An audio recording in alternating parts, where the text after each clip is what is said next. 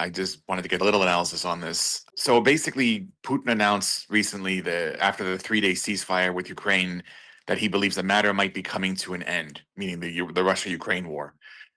The concern I have is that, given what Russia has already done in Syria, supporting Assad, basically deploying powerful chemical weapons to repress their insurgency, I'm curious and maybe slightly concerned that if they are able to successfully negotiate some kind of a wind down to Ukraine, it's difficult to see how that could happen. But if it does, is Russia going all in on regime support? Is Russia going to just basically devote all of their resources to propping up the regime? And is there a way to counter that? So so you're referring to what we just saw regarding the drone components going through the Caspian Sea to arm the Islamic Republic? Sorry, is that what you're referring to? No, although I think that is part of what I'm saying, but that's not the main thing. The main thing is they announced a 1,000 party mutual prisoner swap between Ukraine and Russia, and Putin made an independent announcement that he sees the Ukraine-Russia matter as coming to an end soon or quickly coming to an end. So the analysis was that they're likely going to be reallocating military resources away from what's happening in Ukraine. Again, difficult to see how that could happen. But if it does, should we be concerned that they're going to devote those resources to propping up the Iranian regime, similar to how they did with Assad in Syria, that let that civil war continue for over a decade? I don't see the Russians being very effective at doing stuff like this. So they are effective in giving the Islamic Republic drone components that makes it more difficult for Americans to, intercept like the types of equipment maybe that would be harder to intercept. So that is really annoying, by the way. So that is going to be a major. The fact that these components are coming through the Caspian Sea to the Islamic Republic is going to really help the Islamic Republic right now when they need it the most. But again, this might be something that other people want to respond to as well, because the type of support that the Islamic Republic is getting from Russia is not the same type of military assets and people that Russia is using against Ukraine. So, like, what are we talking about? Like, bringing soldiers to fight for the Islamic Republic against the Americans? And even if, like, is that what you're asking? If they're willing to do? No, I think that one of the reasons Russia has not been supporting the regime militarily to the extent that the regime wanted is because they have so much of their military resources. Russia, I mean, invested in Ukraine. And the support they gave Assad included manufactured chemical weapons. They killed tens of thousands of Syrian civilians, and they had logistical military advisors. They were a huge part of the reason Assad was able to keep power for as long as he did. So the concern I have now is that if Ukraine is no longer a military investment, we'll say, for the Yeah. Russians, are they going to basically do the same thing in So the regime? Not what they've done so far, but what they're going to do in the future. yeah, so if the war with Ukraine stops, aren't we not going to see a collapse in Russia's economy?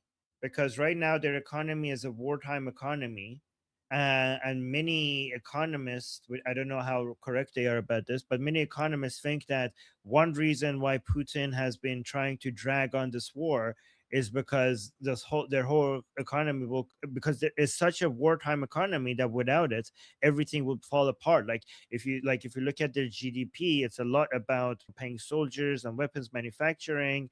So actually, now that I think about it, maybe you're right, because they might need to continue the war economy by trying to export their manufacturing, the war manufacturing base, into supporting something else beyond the war against Ukraine, to keep those companies, because he needs to keep those GDP numbers up.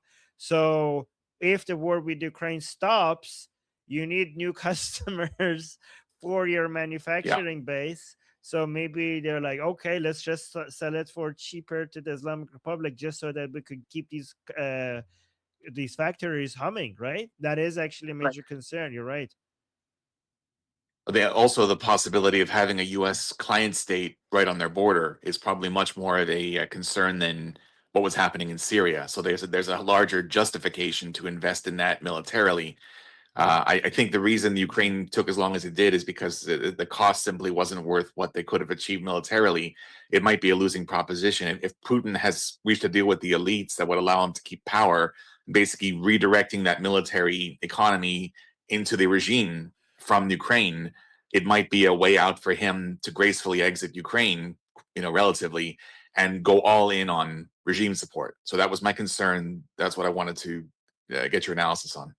Yeah, you know what? This actually makes me think that we need to push harder for advocating for our side to work with Ukraine. The Iranian people, the Americans, and the Israelis need to double down on buying military equipment from the Ukrainians, and also potentially, if Russians had their forces in Syria, the Ukrainians were in Syria as well, and eventually the Ukrainians' presence in Syria was essential for the opposition managing to bring down Assad. So if the Ukrainians have also shown willingness to send people into the Middle East, like why not Iran? I know it's not just the Russians who are trying to uh, who would be interested in continuing their wartime economy going after the war with Ukraine ends. I bet you the Ukrainians would like to do that as well, because the Ukrainians have learned so much, especially with drone technology. So if this war comes to an end, they would probably would like that industry to continue, those factories to continue humming after this as well. And I know Zelensky has been very interested in finding customers in the Middle East. Like he has found a lot of, the Saudis and the Emiratis have been buying weapons from them. So we Iranians need to also get into this. We need to, if we could, it doesn't take that much money, by the way, because the drones that Ukrainians build are very, very cheap and very, very effective.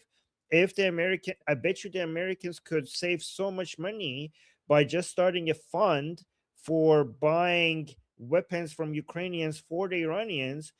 I think that would be, you will get a lot higher return on your investment fighting against the Islamic Republic compared to whatever the cost of America's United States owned military spending is, using their own whatever missiles and interceptors they're using. For a fraction of that price, you could just invest in the Ukrainians, and this is a win-win-win. It's a win for the Americans because they will save a lot of money. It's a win for the Ukrainians because they could, that would be really good for their economy, and it will be a win for the Iranian people because weapons, obviously. I agree. It's excellent. Yeah. Okay, first to respond is Guy. By the way, before you say that, and before Guy responds, imagine if the war between Russia and Ukraine ends on their border, but then it continues in the Middle East through proxies of Russian proxies and Ukrainians who are allies. Okay, but yeah, go ahead, Guy. Yeah, I'm not too worried about that for several reasons. First of all, if Putin ends the war now, because the momentum is very much on Ukraine's side, it's going to be he can stop firing, but Ukraine still wants the Donbass, like everything that was taken back. They haven't taken all of it back, so Ukraine is not going to stop.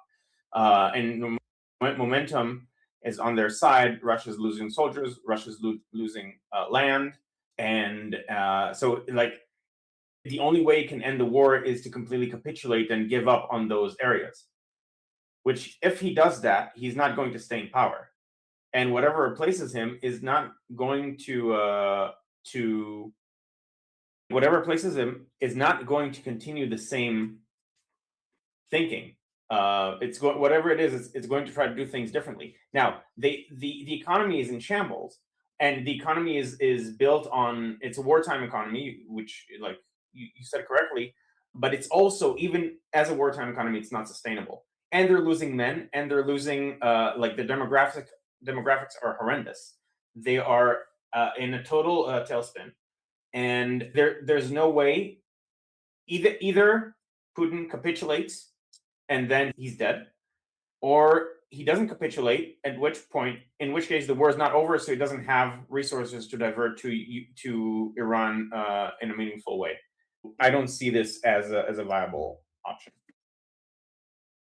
Yeah, no, I don't disagree. I'm just imagining hypotheticals where several things have to line up for this to be a concern. Obviously, we could have a situation where NATO, the US, threatens Ukraine with complete cessation of aid unless they agree to make some territorial concessions.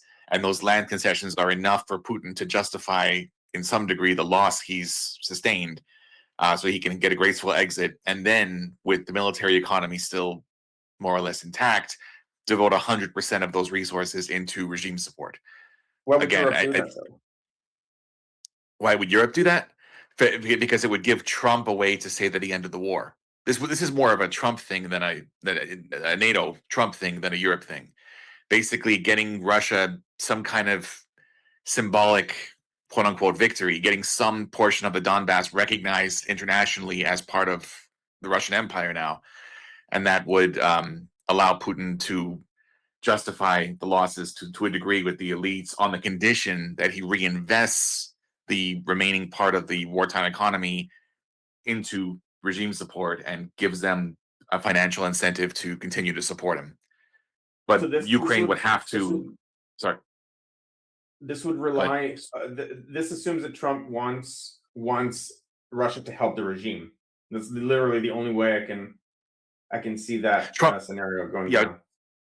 He may not see it that way, though. He may just see it as a way to end the Ukraine-Russia war, which is something he promised to do for a couple of years now.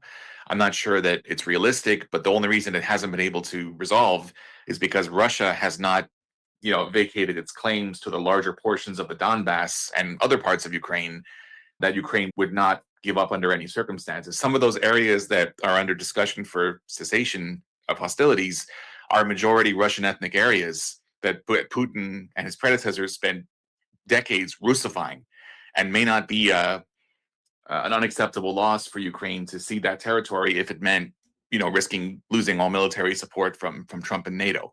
So there is a theoretical possibility that Russia could get some symbolic victory out of the Ukraine war, basically keep that portion of the military economy to reinvest in regime support, and that would include the same chemical weapons they use to slaughter the tens of thousands of civilians in Syria.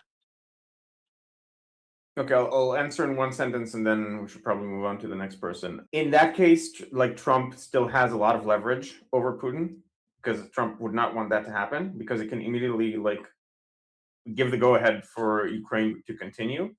And Okay. There was another thing I wanted to say, but I forgot. But yeah, just move on. I don't see this as a viable option. Is the bottom line. This is just assuming hypotheticals, but again, I'm trying to map this out in terms of the way it could, the various steps that could happen that could be a concern down the road. It's not a concern now.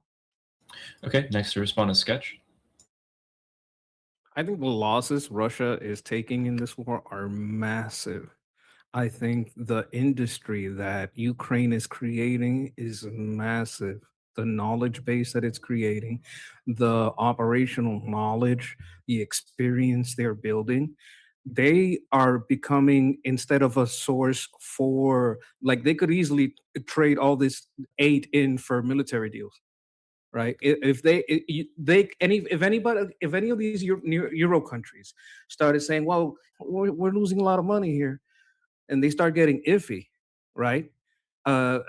Ukraine can just say, hey, aid, no, come here. Look what I got to offer you. You want some of these? Put some money in, and when I build these, I'm going to send some to you.